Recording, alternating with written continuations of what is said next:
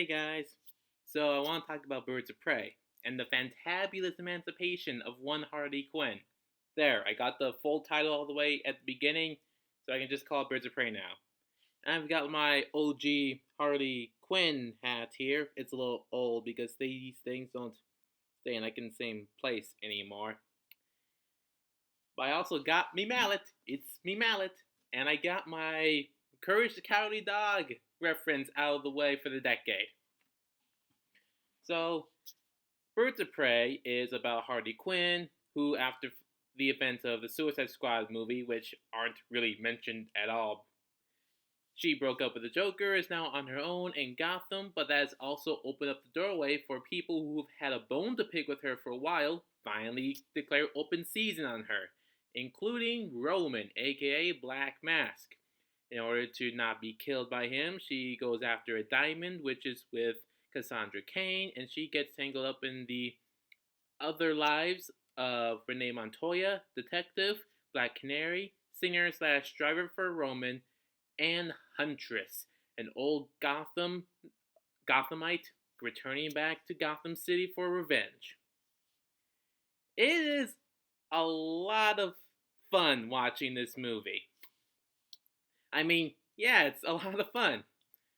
Now, at first, like when I saw the trailers for it and saw some promotional stuff for it, I was slightly concerned about a couple of things.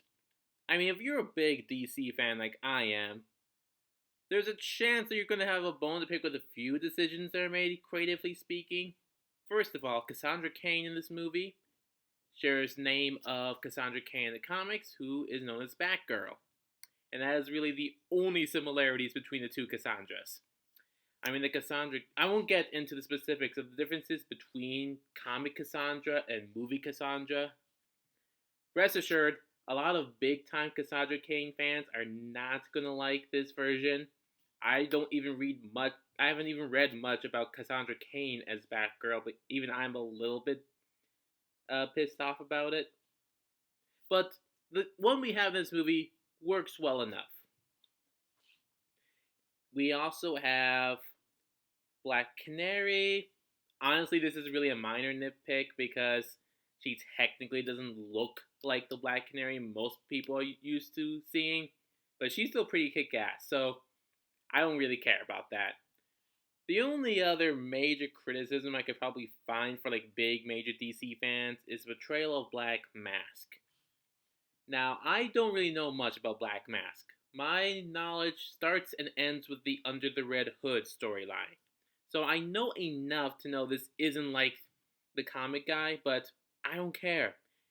Ian McGregor is having a lot of fun in this role, and I'm having a lot of fun watching him. So even though their Black Mask fans are going to be disappointed and maybe a little mad, I've always seen him as kind of like another mafia guy with a slight gimmick, so I'm happy I was able to enjoy him, so kudos. So the story isn't really groundbreaking, but it does open up the way for feminist themes. And I know some people will probably get all up in arms like, I don't want social messages in my movies, kind of stuff, but it works pretty well in this movie. I mean, it is more like Wonder Woman and less like Captain Marvel for the most part. The only exception I could probably see is with the Betrayal of Black Mask. And yeah, I can see that because he is like over a top evil betrayal of a guy who, well, he isn't. Point is, if you see the movie and you see the betrayal of Black Mask, you can probably see like that's the most obvious the feminist themes of this movie gets.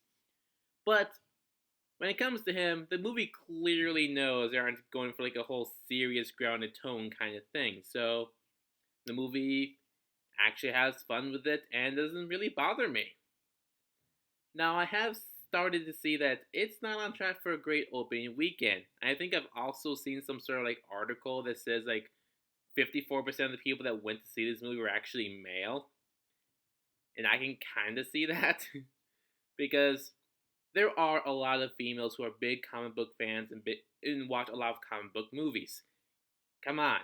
We are living in the real world. We can acknowledge it. There are a lot of females that love this kind of stuff like guys do. But I will say it is still a majority a male audience, unfortunately. I can't say that for sure, but based on what I can gather, I'd say that's still accurate. And of course, comic book movie fans and comic book guys in general, we're complicated people in terms of what we want to see with certain adaptations and what we don't want to see. Personally, I love watching this movie. Is it my favorite DC movie? No. But I had a lot of fun with it, and it's a movie I would definitely want to watch again. In theaters, possibly if I went with someone else. I got an advanced screen to this on like Wednesday before opening weekend, and that was a lot of fun. So, and the action's really great too. Humor is pretty good as well. I want more Black Canary and Huntress for sure. I enjoyed Renee Montoya. Cassandra Cain's fine. Margot Robbie is really the main star. But more Black Canary and Huntress. So yeah, that's all I really gotta say. It might be a little bit late with this video, but I had work, and also I went to Bismarck, North Dakota to do some stand-up comedy, so this is a little behind, but hey, better late than never. I could probably somehow use that in a stand-up joke. Anyway, grab your mallets and go watch Birds of Prey and the Fantabulous Emancipation of one Harley Quinn. If you already seen it, comment down below your thoughts, like, subscribe, share. See you guys next time.